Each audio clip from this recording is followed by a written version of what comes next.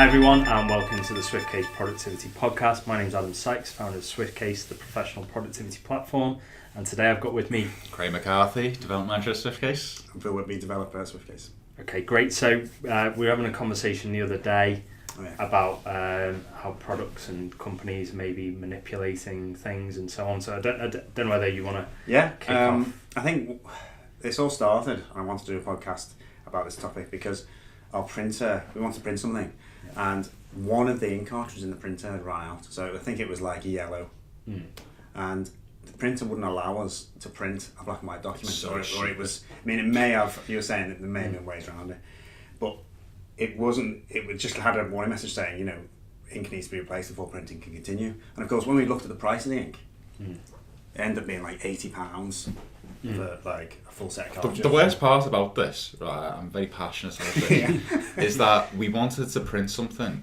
in black and white. Yeah. But it was moaning about the colour cartridges. Yeah. And we could have got round it, but we would have had to go through so many hoops just to get something printed out in black, which we had like a half full cartridge, tons of. And the worst part is that when you took out the yellow cartridge and shook it, still had plenty of ink in it, which I understand that they leave a little bit in there so that the heads don't like get batteries, damaged. Yeah. So I can understand a bit, but it still felt like a hell of a lot. And when you talked about it, you said that by volume, the ink is more expensive than like Chanel perfume. Yeah. But then, I mean, why is Chanel perfume so expensive? Is that a legitimate? Yeah. Is that a legitimate comparison?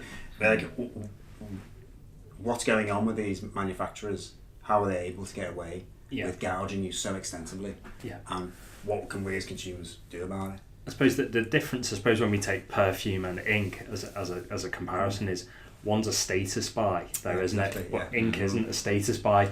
I don't go, I've got some really nice Epson, I can just Epson ink or HP ink or whatever it is, or Xerox. Or imagine that scene in American Psycho where they're all comparing business cards. Yeah, business cards, because it's a status buy. At the end of the day, it's your name written on a piece of card. The function aspect of a business card is to portray your... is to give your contact details across, but actually it's about the aesthetic of the actual, if you give a scrappy piece of paper, are you going to give a scrappy service, that sort of idea, is it embossed or whatever. And in some cultures, I don't know, I think it's Japanese culture or Chinese culture, business cards are very important, and the you don't even start doing business until you've exchange business cards, and there's a very particular way. There's a way exchange you need to... the business cards first, or so on. That's so interesting. Yeah, so these things do matter, and I suppose like Chanel perfume or so on. There's aspects of it is the chemical that the chemicals that they use, and people everything's chemicals inside these the essential oils or whatever that they use. Ambergris, certain things will be expensive. To harvest like certain floral scents, for example, takes like fields of flowers to get like a very small volume of essential oils out of them. So there is a cost that, but probably the biggest cost is the branding and what goes around like these products. Getting the celebrity to endorse it. So when it's more expensive than that, which is a status product, you've got to wonder what are they doing now. I do know that like printers, and I used to work in like computer hardware, like before I got into software, like a Saturday job, and printers are sold at a loss. So the physical machine is sold at a loss, isn't it? And they make their money by the ink, and they always have done. And it's always been a case of they've got to pay back. That's why they give you like the development costs. Like half. It's half full, isn't it? Yeah. Or half empty, depending on if you... Yeah, it's like selling you a car and putting £5 worth of petrol in. Yeah, exactly. It's to drive across the forecourt. Yeah. It's like that, but if the car company made all their money off the petrol. That's right. Off the fuel. So then you wonder, well, if they're making all the money off the fuel, are they making their printers the most efficient use of fuel? You start like thinking about things like that. Of course they don't. It's like things like that, and I suppose there's other companies, there's other industries where this happens as well, isn't there? This kind of the initial purchase is very cheap to kind of get you hooked on their product. It's the freemium model, isn't it? Freemium in-app purchases kind of thing. Yeah. It's like, download this app free. You'll get bombarded with adverts unless you pay the release fee. Which is but it's worse than that, isn't it? Because it's more along the lines of the drug dealer. Yeah, it's like here's the initial. I was thinking about heroin when you said those. Yeah, so it's going back to rework, isn't it? Like the book we did in one of our reviews. It's like you give people a taste, but then you need to buy the ink, so they have to buy the ink. If they want to print documents, they have to buy the ink. And you're the only person you can buy the ink from because they try and get any way they can around getting compatible cartridges. They put chips on them. There's all sorts of things to stop them being refilling cartridges and things. Because you can't do it. It is really like a lock. It's very similar to the drug industry, isn't it? But you end up resenting the brand. So I resent Epson. Right. So I'm like, I've got a printer I got in there, and when I've needed documents, it's thrown this error. And I've just literally installed the cartridge, and it may have been a month ago, and it's like no, and then I put a new one in. So I've literally got reams of cartridges that I've put in, and I have cartridges ready because that cartridge might not be working. And then they're they're aftermarket ones, which is probably why. Yeah. But you end up thinking, I have no loyalty to you as a brand. Would you feel more inclined? Just on a tangent, would you feel more inclined? To leave like negative reviews everywhere for that, rather than if things would have just gone swimmingly, you probably would have just forgotten. Oh, absolutely, yeah. It takes a lot for me to be antagonistic towards anything or anyone, and so like if a piece of hardware is that frustrating that I would go out and do it, then people who have an affinity for like bile and like complaint would be all over it. Do you reckon that's why services like broadband providers or energy companies, if you look at any of their reviews online, I don't think there's any good ones. Yeah, no, they're all overwhelmed. But it's more a case of who has the least negative reviews. That is right. Yeah, like 80% customer satisfaction. Yes. Yeah. So I think things need to change there, really. Or is it possible that they will change, or is it just the inevitable that certain services require manipulation for the people to buy them? Or I mean, look at like wine. How long has wine as a product been manufactured and sold? And since it's like one of the first products. Exactly. And how long has been extortionately priced 10-gram bottles of wine? Because you can say it's status, but people say, "Oh, this tastes great," but is it 4,000 times nicer? No. A lot of it with wine is status, isn't it? And because you do blind taste tests unless you're like an expert, and like infamously, you're an expert. No. Some experts can do it, and I've seen it because I've seen I've read a lot of Oz Clarke's books and been to see him talk as well. He's a really interesting guy. And he's done it. I've seen him do it on TV, and he can tell the difference. And you can tell the difference between like a rubbish bottle, can't you? If you get a bottle of white wine that's like £2 in a box or whatever, and like I know there's some good boxes now, but like or all right boxes, and you get like a £10 or a £20 bottle of wine. You notice the difference because I don't know whether you've seen the thing that it's clickbait everywhere from I think it's Naked Wines or one of them that £5 of it is the bottle.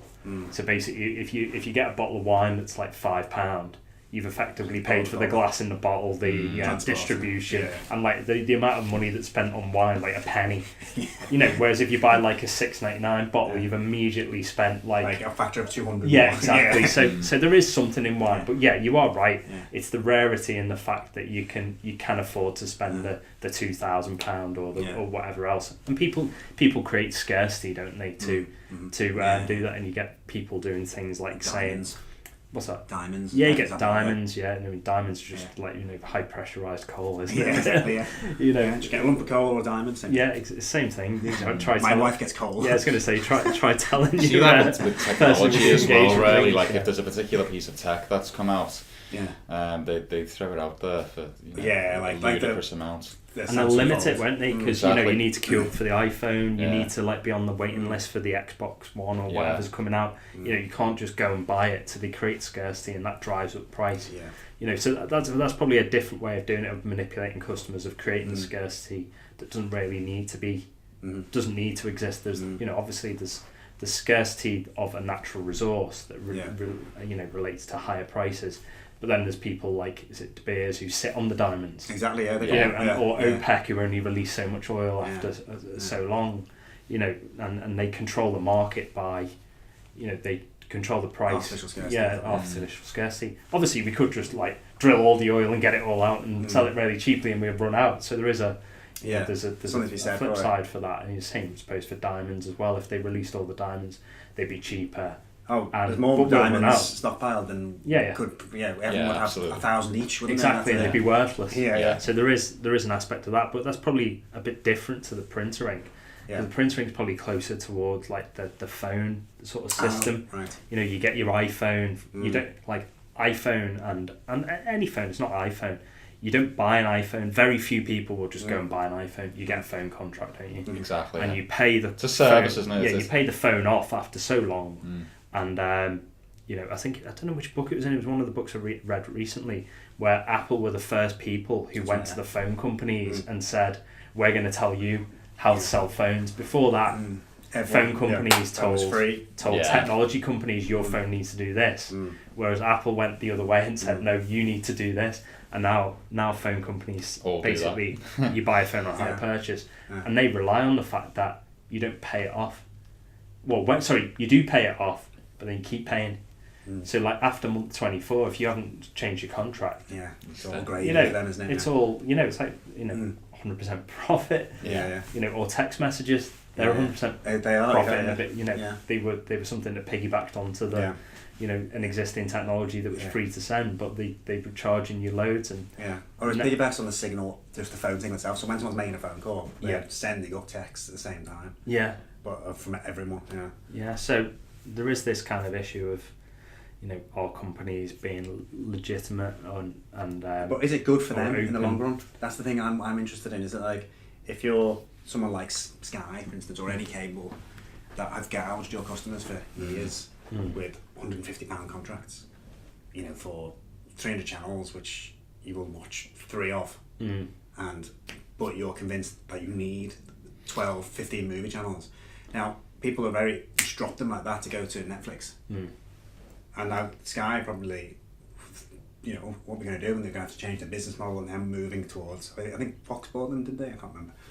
Someone's bought Sky out anyway. And I just wonder whether by going for this quick, huge profit, you end up signaling the demise of your company when any slightly better alternative comes out. Oh, we actually experienced that recently with one of our customers.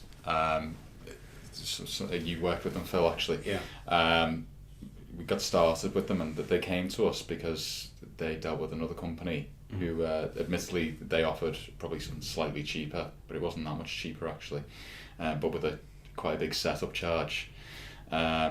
Everything was all gravy initially, and then they'd kind of taken the setup charge, and they hadn't really done much with them. And it left these guys, you know, they were waiting to go live with their business. They were a startup, and they were just left in the dark. And it's another it's perfect. The example, you know, of Sky. Who, you know, you go with it and say, "Oh, great," but afterwards you just feel ripped off. And now they left them. They've come with us. They're having a great time. Exactly. And they said, you know, we bought from you because, you know, you guys, we trust you. Exactly. Trust is a big part of it. Yeah, exactly.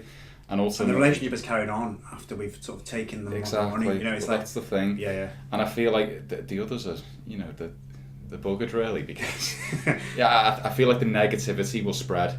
You know, this guy's gonna say, "Oh, don't work with them," like, you know, and I feel like that's the same with these services like Sky. I had a horrible time a few years ago with one of the phone.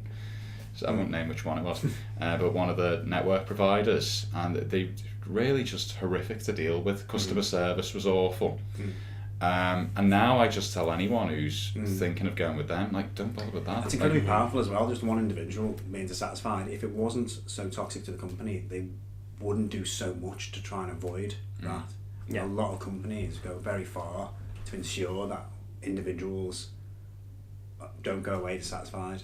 Probably because of the power that we've got through the democratising power of social media. I think that's the key thing. The reason why the biggest companies, really, you see them at the top and they stick around, it all goes back to the customer service thing. It all goes back to you know, being honest, really. And you've got to be honest, haven't you? You've got to be transparent, and you've got to create a relationship with your customer where you both sides trust each other. So I think, like we've covered quite a lot in there about how, you know, companies manipulate their customers and use pricing as, you know, to, you know, take advantage, and how, you know, you've got to be wary of this when you're, you know, you're buying online or buying from anywhere really, and look for companies that are open and transparent with their pricing systems and how they're going to help you.